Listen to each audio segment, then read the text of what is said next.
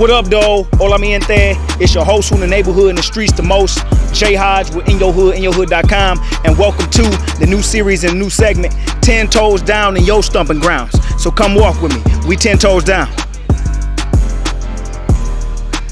Okay, so today we are in Wilmington, North Carolina, and this is yet another black historical city that we all should know about. And before I even begin to give you a backdrop into today's episode on Wilmington, North Carolina, I want to remind you that this is another instance of black rich soil, black rich heritage, and this is wealth. Everything you see around here is historical. And this is all black history. This is all black heritage. And right now, today, I'm going to be tracing the footsteps of the very black men and women that built this city, that made this city what it is. And we finna get into a deep dive on Wilmington, North Carolina. So come on, come walk with me. So, Wilmington, North Carolina is one of the oldest black historical cities in America. Let's keep walking. And see, the reason I specifically chose this area because this is the historic district. This is where all the history preserved. But the only problem is this history is our history. Everything you see here, it belongs to us. So when we talk about that rich heritage, that wealth, that stealth, that strength, that excellence, and all the things that make us who we are, that triumph, it took place here. So not only did we have Tulsa, Oklahoma, we got Wilmington, North Carolina too, another black city. So let's go. So blacks completely dominated Wilmington, North Carolina, making it their own booming economy between 1877 to 1899. Let's cross the street. Let's get around here safe. And in addition to that, black men and women were aldermen, policemen, firemen, magistrates, you name it. Black people held that position. Black people ruled the city. Now, white people were present in this black operating and dominating black city. And they were mostly of the Democratic Party, which won every seat, but black people maintained all of the power and held all of the power in Wilmington's city government. Come on. Because again, we walking in black history. This is black heritage. This is that rich, wealthy history and lineage that we have. This is our city. And if you don't know, I'm gonna make sure we have all the information today so you do know. Now, black men and women, contrary to what any of y'all think or believe, black men and women made up the Republican Party. I'm gonna say it again. Black men and women made up the Republican Party and also formed a black historical newspaper company named the Daily Record. And the reason I chose this area in Wilmington, North Carolina is because not only is this considered the business district, we built this district. Black people built this district. Black people ruled this district. It's courthouses down here. What did I say? Black men and women were aldermen, policemen, firemen, and magistrates. Take a look around. We walking in it. We walking in greatness. We walking in excellence. We walking in wealth. We walking in stealth, strength, triumph. This is black rich heritage. This is black wealth. And we walking in the very footsteps that the black men and women and even the children engineered a whole city, Wilmington, North Carolina. Now, black men and women made up the Republican Party and also formed a black historical newspaper company named the Daily Record. We are in the vicinity and in the area where the Daily Record stood physically, but the spirit and the essence is still here today. It's still in the people. But let me keep going. So, black men and women made up the Republican Party and also formed a black historical newspaper company named the Daily Record, which is pivotal in the rich black history and power in Wilmington, North Carolina. So you see, when we talk about black history and when we talk about heritage, you will be shocked and surprised at how many cities is ours. Now, Wilmington, North Carolina, one thing you won't find a whole lot of is black businesses. And I'm going to address that later with the commissioners, with the House of Representatives, with the mayor. We're going to address those guys later. But let's keep opening up the book on Wilmington, North Carolina, a historical black city. Black dominance in this black booming city thrived during a period known as the period of Reconstruction. All of this, everything you see around you, boomed. Economical haven, a black economical haven, built, engineered, ran, operated, and led by black men and women. Our ancestors, our lineage. And again, we on that rich, wealthy black soil. But again, we have all this disrespect around us. Because on these very rich and very wealthy black historical grounds, we have some institutions that actually go against that. But we're going to talk about that as time goes on. Now, like I said, black dominance in this black booming city thrived during a period known as the period of Reconstruction. And with that being said, white people residing in Wilmington, North Carolina were ruled and led by black men and women. Huh? No, I read that. White people residing in Wilmington, North Carolina were ruled and led by black men and women. So, in addition to us building this city and Wilmington, North Carolina being a historically black city, and of course, belonging to us, being operated and led and built by us, and becoming a economical haven, and not only that, not only for America, but a black economical haven for black people. In addition to that, we did have white people living here. So this was, I guess you could say, your first sense or your first model of integration. But you know, as I said, what Martin Luther King said, integration is a burning house. You walk into a burning house, because when I actually tell you the history of Wilmington, North Carolina in its entirety and what happened, because you may say, what happened? And we'll get to what happened. So here we go right here. You see this? Berry Shipyard. Many Confederate naval vessels. We don't even need to read it. You know why? Because we have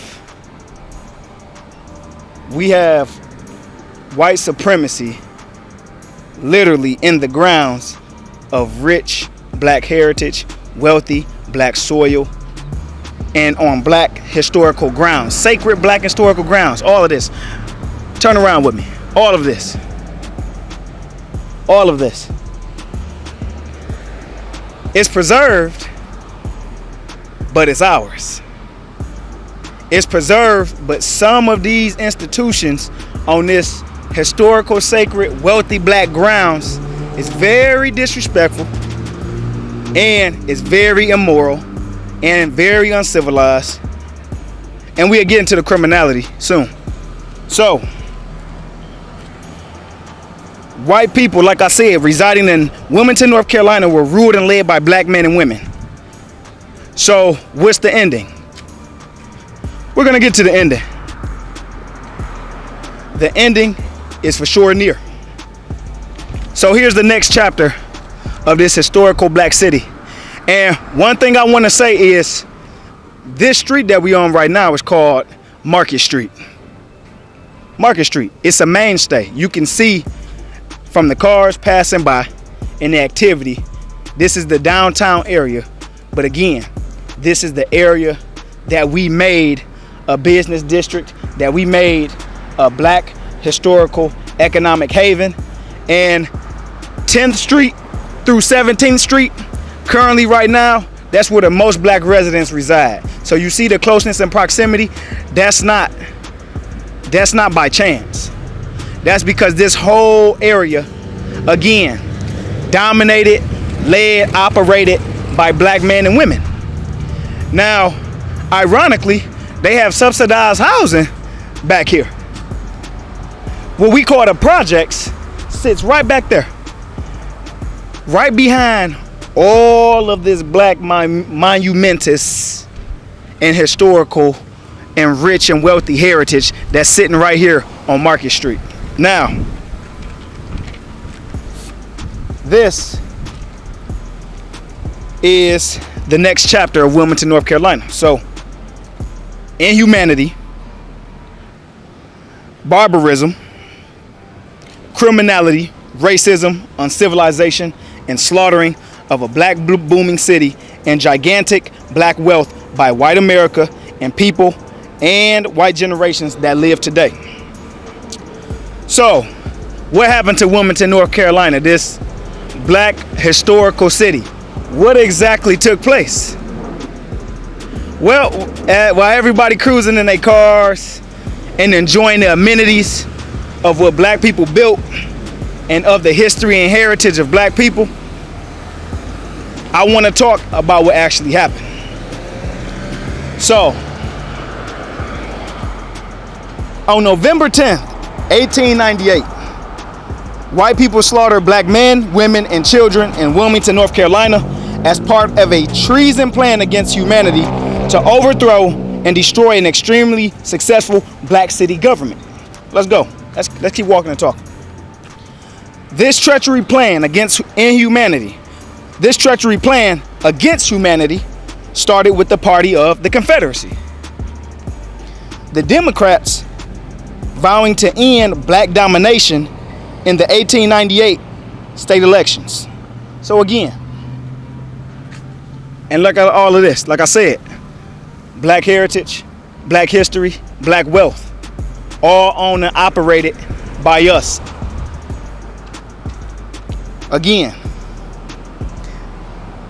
on November 10th, 1898, white people slaughtered black men, women, and children in Wilmington, North Carolina as part of a treason plan against humanity to overthrow and destroy an extremely successful black city government.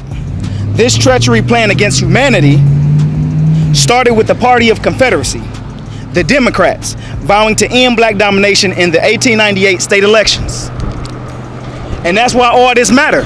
These are all municipal buildings. This area that I'm on right now, this street that I'm on right now, which I believe this is 3rd Street. And anybody, any black man or woman that live here now can correct me. I believe this is 3rd Street. This is all courthouses. This is where you go when you have civil suits and civil matter. So that's why this all matters right here with this information. So let's go. Gotta love it. Our history is so rich. Our heritage is so wealthy. We so strong. We so triumphant. And guess what? We own so much. So don't ever walk with your head down if you here in Wilmington as a black man and woman. We run this. So next, white people deceivingly accuse black men of raping white women and black women as being big burly black brutes. That's the actual words. They accuse black men of raping women, white women, and call black men and black women alike big burly black brutes. Now, in reality, white men religiously raped black women with no remorse and impunity. Let me break down impunity. I mean, they didn't get punished. There was no punishment. There was no sentencing, as you will. There was no conviction. This was considered to be a righteous way of life for white males. So here we have again, this treachery plan against humanity started with the party of the Confederacy. The Democrats vowed to end black domination in the 1898 state elections. Next, white people deceivingly accused black men and women as being big burly black brutes, but in reality, white men religiously raped black women with no remorse and impunity. We're gonna get to it. Yeah, but wait, there's more. There's more. There's always more. Next, white supremacist rallies kept white outrage maintained, and a white man named Alfred Waddell, or Waddell, who cares, but Alfred Waddell or Waddell gave a speech instructing white people to fill the Cape Fear River with carcasses. So black people were regarded as carcasses. Again, I'm gonna read it again if you didn't catch that. This is step by step. Next, white supremacist rallies kept white outrage maintained, and a white man named Alfred Waddell gave a speech instructing white people to fill the Cape Fear River with carcasses. Next, 800 white people, led by Waddell, met at the county courthouse and wrote and established the White Declaration of Independence. You want the county courthouse? I think we're right up on it. This is all civil matters. It happens here. All of this. So here on this street, was where 800 white people was led by Alfred Waddell, came down here and wrote and established a White Declaration of Independence. If I could remember in school, America had its own Declaration of Independence, and though it still excluded and degraded us, and of course criminally robbed and pillaged our culture and heritage, they, in addition to that, had a White Declaration of Independence, which stated, "We hereby declare that we will no longer be ruled and will never again be ruled by men of African origin." That's me. That's you. That's black women too, because black men weren't the only ones running and operating this city. With black men and black women. We can't do without black women. Y'all know that. So that's what the White Declaration of Independence stated, that we hereby declare that we would no longer be ruled and would never again be ruled by men of African origin, which still exists and is in effect today. That White Declaration of Independence ain't went nowhere. Look around. It hasn't gone nowhere. Look around. Look around. This is what white people in Wilmington, North Carolina are wrong, are criminally, and not only that, delusionally, I'm gonna say, and then not only that, inhumanely claiming and preserving as their own, but we own it. So next, white people were led by Waddell, armed with weapons, and criminally burned the historical black newspaper company, The Daily Record, down to the ground. White people went into a barbaric mob state and faced off with black men who were unarmed and gunned down, along with black women and children. See, that's another thing that they try to do when they want to tell their story in these textbooks in history, is they want to paint it as if, we're going to cross the street. They want to paint it as if it was only adults. No, black kids, children were murdered. Why they always leave that part out? You can't leave that part out. America has the blood of black children on their hands. And is that much different than today?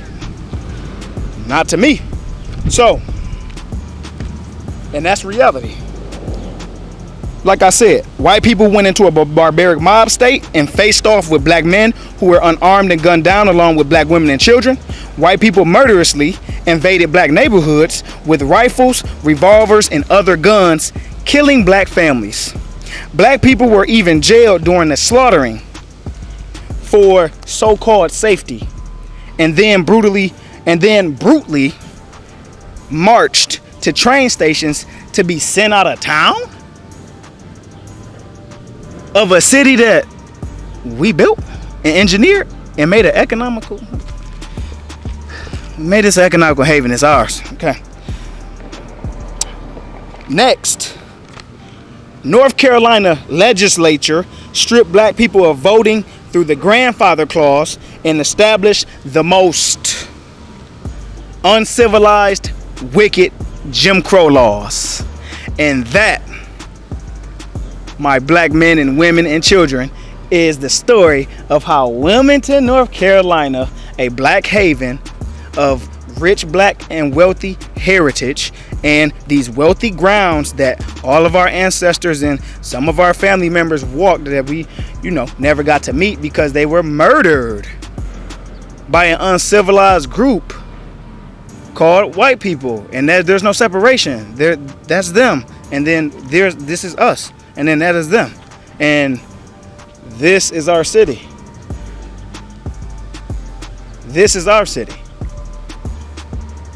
I'm gonna read it again because this is all on record. But the problem is we got too many frauds in office. We got too many frauds in leadership. Again, black dominance in this black booming city thrived during a period known as the period of Reconstruction. White people residing in Wilmington, North Carolina were ruled and led by black men and women. I'm going to continue.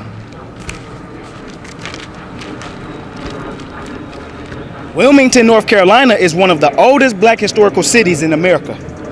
Blacks completely dominated Wilmington, North Carolina, making it their own booming economy between 1877 to 1899. Black men and women were aldermen, policemen, firemen, and magistrates. White people were present in this black operated city and dominating black city, and they were mostly of the Democratic Party, which won every seat. But black people maintained all of the power and held all of the power in Wilmington city government. Black men and women made up the Republican Party and also formed a black historical newspaper company named The Daily Record, which is pivotal in the rich black history and power in Wilmington, North Carolina. So again, just give y'all a quick rundown, because this is our city. This is a black historical city. This is one of the oldest. This goes right along with Tulsa, Oklahoma. You can throw it right along with the Sistrunk Business Corridor. You can throw it right along with Greenwood. You can throw it right along. We can keep going. You will be surprised at how many cities we own. Okay.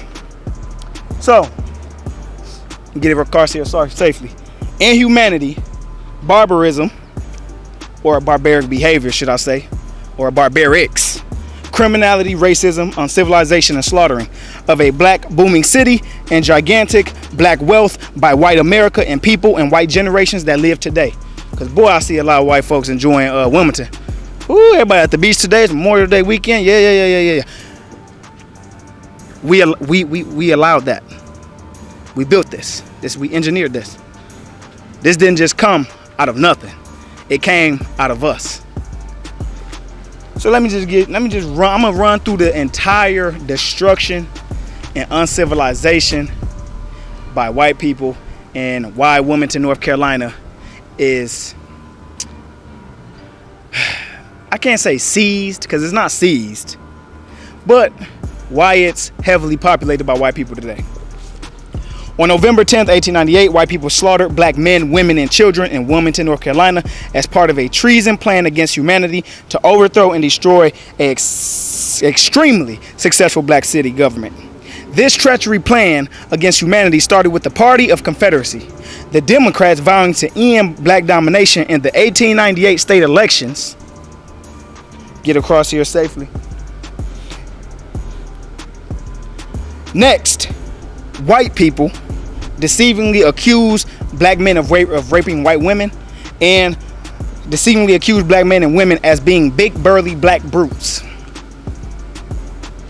But in reality, white men religiously raped black women with no remorse and impunity.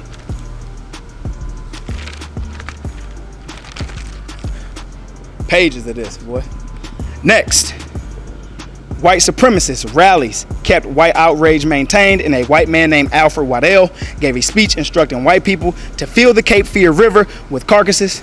Next, 800 white people led by Waddell met at the county courthouse and wrote and established the White Declaration of Independence, which stated, "We hereby declare that we will no longer be ruled and will never again be ruled by men of African origin," which still exists and is still in effect today.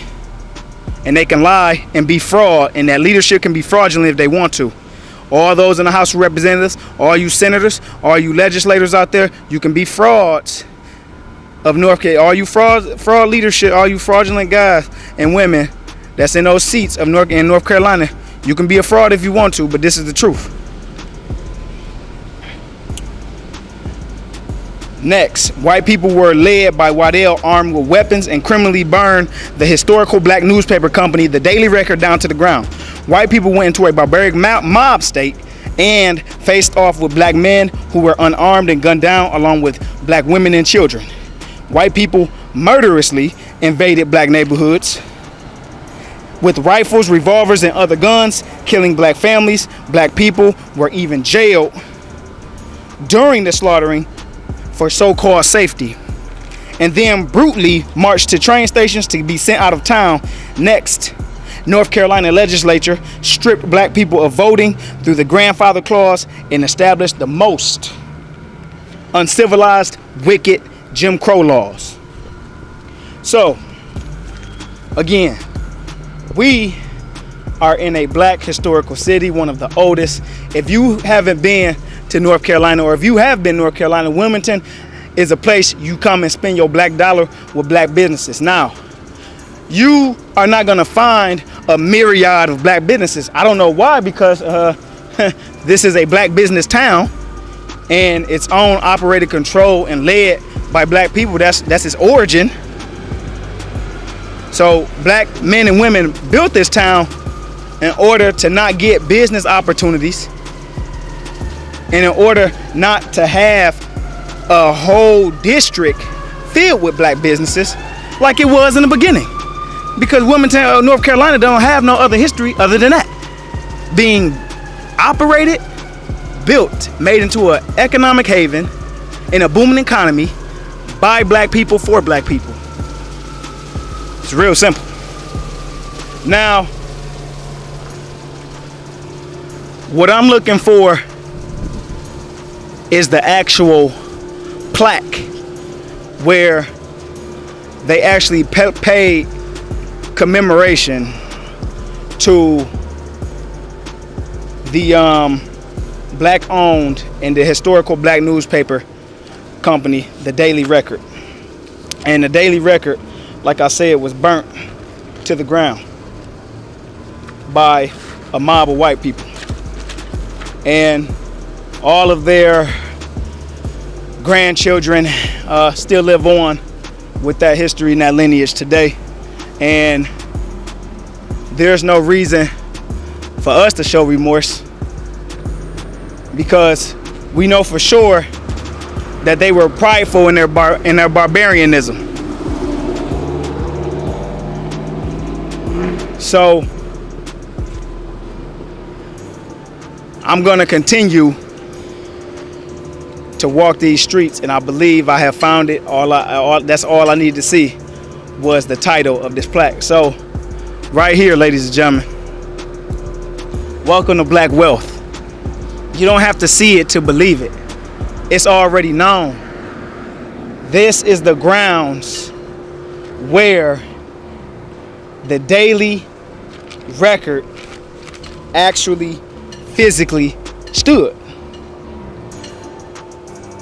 This is where we owned, operated, and led and dominated our own city, Wilmington, North Carolina. Made it an economic haven, made it one of the most prominent and wealthiest business districts and areas in America for black people. And white people lived here, but they couldn't take it.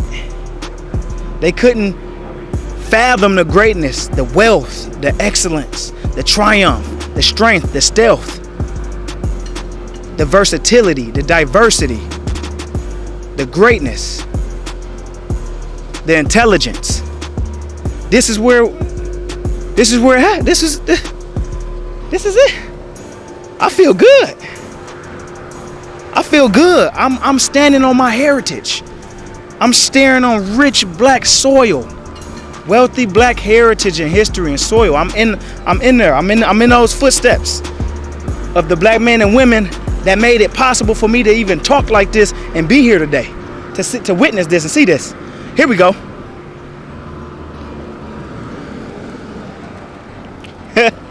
If y'all don't believe me, read this. Hold on. Wilmington Coop. Armed white mob met at armory here, November 10th, 1898. This is written like a barbarian wrote it. It's written like a caveman. And this is why this is important for me to give you the real history and the actual full, lengthy, detail-oriented history of our people in Wilmington and our domination of building this city. It says, armed white mob met at armory here, November 10th, 1898. Marched 6 blocks and burned office of Daily Record, black-owned newspaper. Violence left untold numbers of African Americans dead, led to overthrow of city government and installation of coup leader as mayor. Was part of a statewide political campaign based on calls for white supremacy and the exploitation of racial prejudice. So here we have a plaque. It's written in stone. It's written in stone, but let me tell you what's disrespectful about this. This is Wilmington, North Carolina's gesture of reparations, a plaque. How many plaques are we? How many times are we going to accept a plaque? So, let me address some key individuals. Because this is the part and near the end of this segment and of this episode where I have to talk to the people of the people that's supposed to be people of the people. Julia Bozeman, commissioner. Jonathan Barfield, black commissioner. Rob Zappel, commissioner. Bill Riven Bank, commissioner. Oh, and the old pal Bill Sappho, mayor. Each of you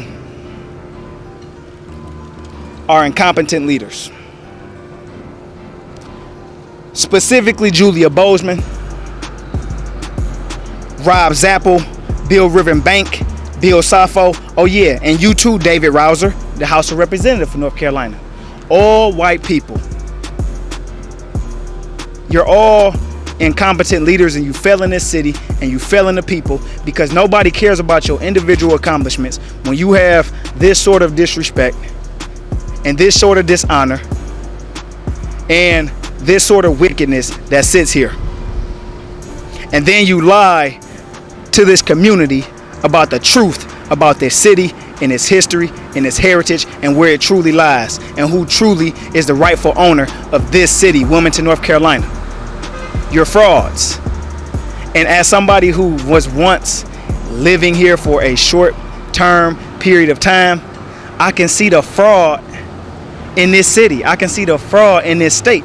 I can see the fraud in y'all legislation system, because it's so many black children that don't know this history. It's not being taught in schools. Because if I had some black children with me right now, I can go anywhere back there where y'all scared to go, between 10th and 17th, in my home where my people are, and talk to them kids and see if they know the truth about Wilmington and that they are the rightful owners. They don't know that. And this despicable. This is distasteful. This is a mindless gesture. A plaque. A plaque. David Rouser. incompetent leader, fraud, criminal. Bill Safo, you the mayor. Tell the truth. Nobody cares about your personal accomplishments. That success is very fraudulent because we know it was built off of black people's and black history and black heritage and black richness and black wealth, stealth, strength, intelligence, triumph, dignity, hard work, values, and principles and culture. So forget your personal successes. What about the people? These are public servant seats. What about the people? What about the people? Jonathan Barfield Jr. Come on, man. You a junior. That means your father laid a path for you. Let's see how your father feel about this plaque. Jonathan Barfield, a plaque. You sit in that seat as commissioner. You have to know better. You have to do better. You have to flex your cultural power. You got to boss it up. Come on, Jonathan Barfield Jr., the commissioner.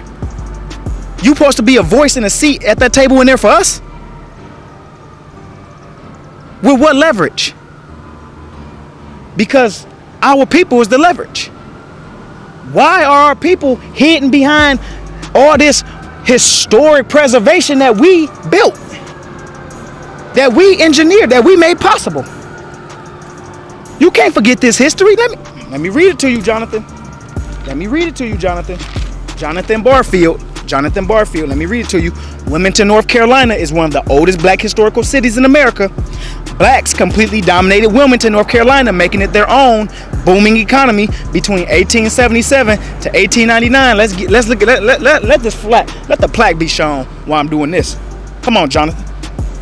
Black men and women were aldermen, policemen, firemen, and magistrates, and now today commissioners, because you're a commissioner. White people were present in this black operating and dominating black city. And they were mostly of the Democratic Party, which won every seat, but black people maintained all of the power and held all of the power in Wilmington's city government. Black men and women made up the Republican Party and also formed a black historical newspaper company named The Daily Record.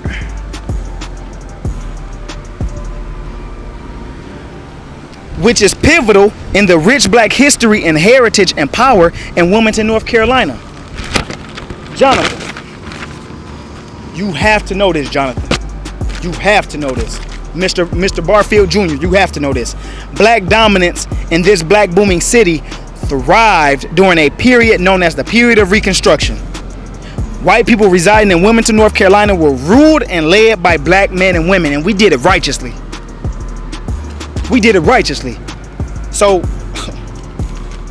Jonathan Barfield Jr., you're gonna sit in that committee and at the commissioner table, all them white people, and you are really going to dismiss all of these facts about this city and your ownership in it. You're gonna allow them to continue to be deceiving and to be fraudulent and to be criminal in nature. You have to know that every day you walk in there, you should be walking in with this in your mind.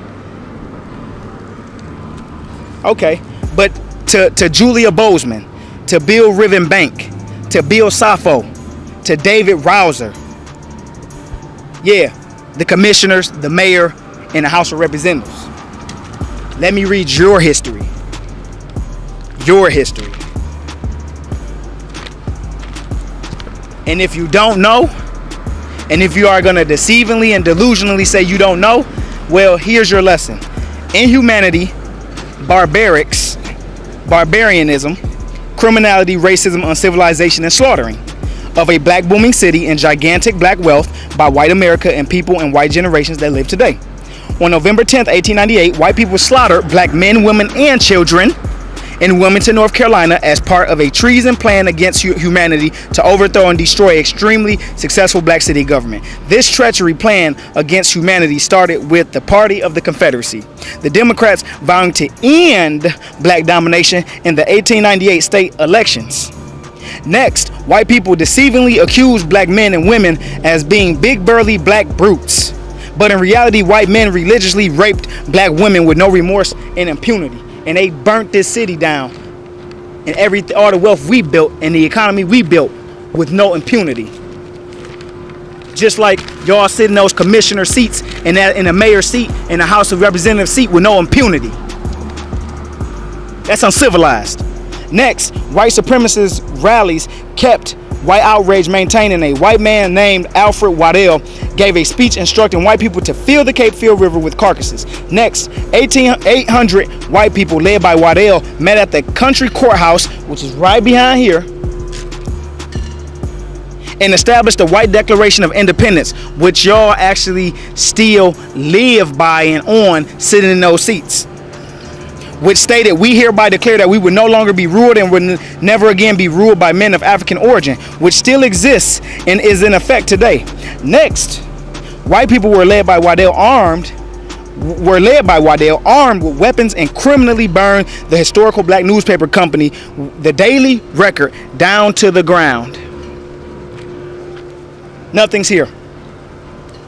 White people went into a barbaric mob state and mob rule and faced off with black men who were unarmed and gunned down along with black women and children.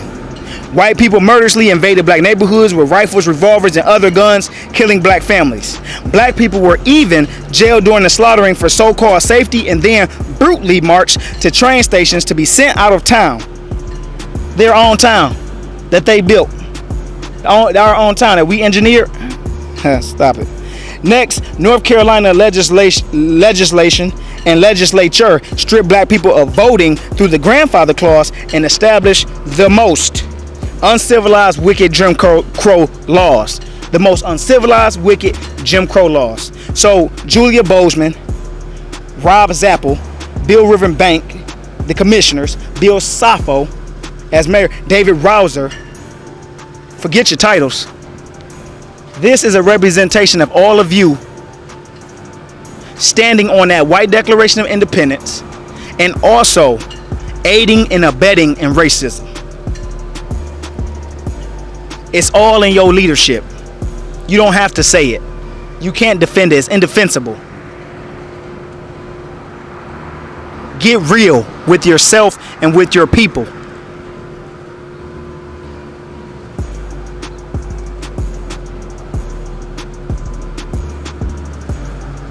Failures as leaders, frauds, criminals. You aid and abet in racism. You aid and abet in racism. So neither of you, Julia Bozeman, Rob Zapple, Bill Rivenbank, Bill Sappho, David Rouser, none of you can sit here and say that there's not racism in this country, like we're hearing all on the floor, in these Senate floors, in these congressional meetings. This is a representation that there is still racism. You're aiding and abetting in it by giving a plaque, but not giving the city to the rightful owners, not rebuilding the building and giving that building, this plot right here, back to its rightful owners, the family of the black man that owned the Daily Record. This is historical sacred grounds. This is no different than Indian tribes. We are a sacred, historical, trailblazing, stealthy, wealthy, rich people. And this aids and abets in racism. So don't dare get on TV or don't dare stand in front of this community of people here in Wilmington and say there is no racism, because it stands right here. It stands in all these buildings that are not owned by no black families. It stands in all this development that's happening around Wilmington, North Carolina, but not a single black man or woman is getting a shot at being a developer or getting a shot at developing lands or creating a community or a suburb. But so many white people have their hands in creating these opportunities. So stop the fraud and stop the criminality, because you incompetent leaders, you fail the people, and nobody cares about your successes personally, because you supposed to be for the people. What about the people? And it's the people, black people, that own this city. But to all my people, yeah. So like I was saying, you're not gonna find a lot of black businesses here in Wilmington, but it's still black businesses present. And because of Julia Bozeman, Jonathan Barfield Jr. partially, Rob Zappel, Bill Rivenbank, Bill Sappho, and David Rouser, there is not a dedicated area where black businesses are, and black businesses are not really given the opportunity to establish themselves here in Wilmington, North Carolina, like our origin permitted, because again, we built this town and we made it economic haven. But guess what? That's the beauty in our triumph. There are black businesses here that you can spend your black dollars with. So when you come to North Carolina, we know Charlotte, it's popular, but Wilmington is the history. Wilmington is in our heritage. This is our heritage. This is our city. We stomp. This is ours. This is ours. This is ours. So, you know, when you're in Wilmington, spend your black dollars with black businesses. But again, to end this on a very powerful note, this is Wilmington, North Carolina, and Wilmington, North Carolina is one of the oldest black historical cities in America. Blacks completely dominated Wilmington, North Carolina, making it their own booming economy between 1877 to 1899. So yeah, over a century of racism and criminality and uncivilization, about barbarianism by white people, but we off that. We off that. Black men and women were aldermen, policemen, firemen, and magistrates. And then we have Jonathan Barfield Jr., who today is a black man and he's a commissioner. Again, off the backs of his ancestors, his lineage, right? White people were present in this black operating and dominating black city, and they were mostly of the Democratic Party, which won every seat. But black people maintained all of the power and held all of the power in Wilmington City government. I want to go down to this fountain while I'm reading this. Black men and women made up the Republican Party and also formed a black historical newspaper company named The Daily Record, which is pivotal in the rich black history and power in Wilmington, North Carolina.